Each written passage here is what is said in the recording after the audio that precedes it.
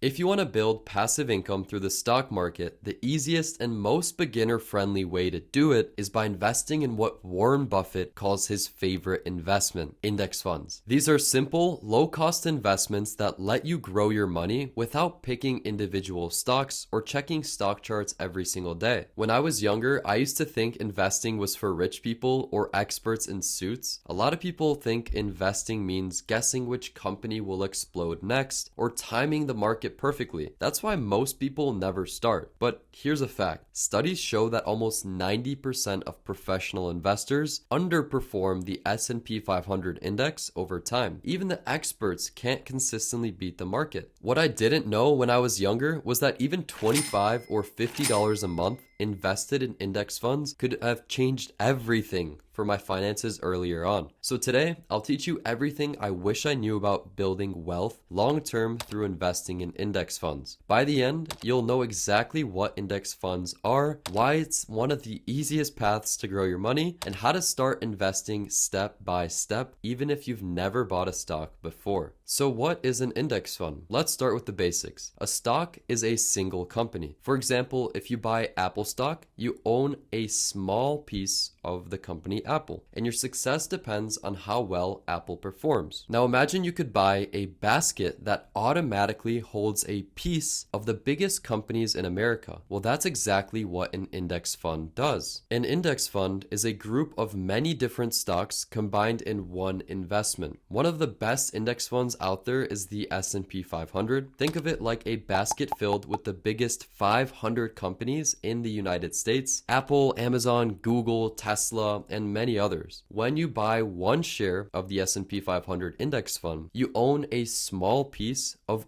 all of those companies at once. If the S&P 500 goes up 1%, your fund goes up by 1%. If it goes down by 1%, it goes down too. It's that simple. The fund's performance mirrors the market it tracks. So when you invest in an S&P 500 index fund, your money gets spread out across all those companies. If one company does badly, it won't make a huge difference in your stock portfolio because the other companies will balance it out. When you buy an index fund like the S&P 500, you're basically saying, I believe the US economy will grow over time. And historically, it has. The S&P 500 has averaged around 10% returns per year. That means if you invest just $1,000, a year later, you could have had an extra $100. This is one of the biggest reasons why index funds are so powerful, because they follow the entire market. Because of how consistent it is, you don't have to outsmart it by trying to invest at the perfect time. In fact, most people who try to pick the right stocks or time the market actually lose to index funds. Even the majority of professional fund managers who get paid millions of dollars to do it underperform after fees. Now let's quickly go over some pros and cons so you understand both sides. Pros: lower risk. You're not betting on a single company. Your money is spread across hundreds of companies instead. It's passive. Once you buy, you don't need to check it daily because, again, it's consistent. There's steady growth because historically, index funds rise with the market over time, giving an average return of 7 to 10% per year.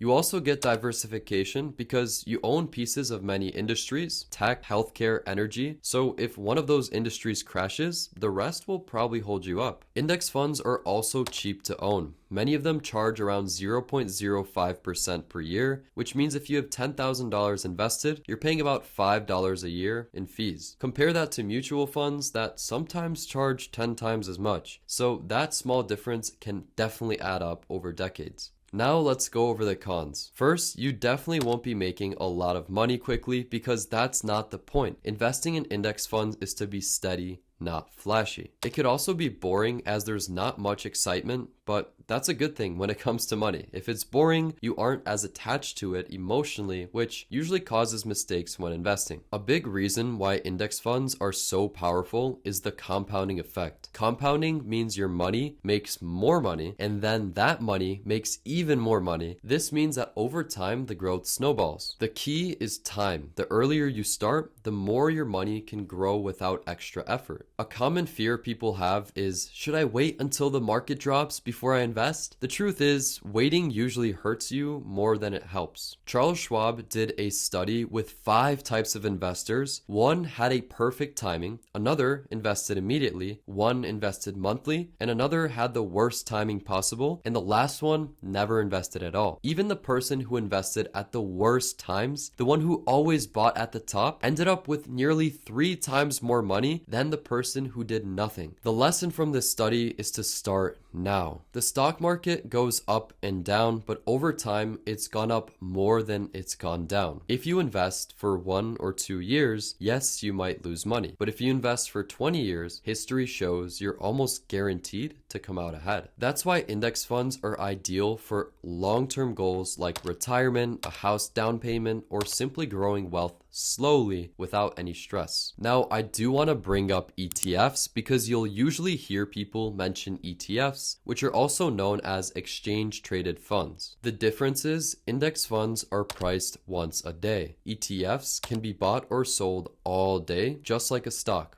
That's it. This is called liquidity, which means how easily you can buy or sell something. ETFs are more liquid because you can trade them at any time, but for long-term investors who plan to buy and hold for years, that flexibility doesn't matter much. ETFs also tend to be slightly more tax efficient, but if you're investing inside a Roth IRA or a retirement account, it doesn't really matter much. If you're a long-term investor, you can pick either. Just make sure you check the expense ratio. The lower, the better. And ideally, buy it through the same company that owns the index fund to avoid high transaction fees. For example, buy a Vanguard fund if you're investing on Vanguard, or buy a Schwab fund on Schwab. Now, how do you pick the right index fund and what should you be looking for? The simplest option is the S&P 500 index fund, which gives you exposure to the largest companies in the country. Popular ones include VFIAX or VOO, which is with Vanguard. There's also FXAIX, which is with Fidelity, and then SWPPX with Charles Schwab. If you want even more safety, you can look at total market funds like VTSAX, Vanguard Total Stock Market Index, which includes small and mid-sized companies too. Here's what you should pay attention to when picking your fund. Minimum investment.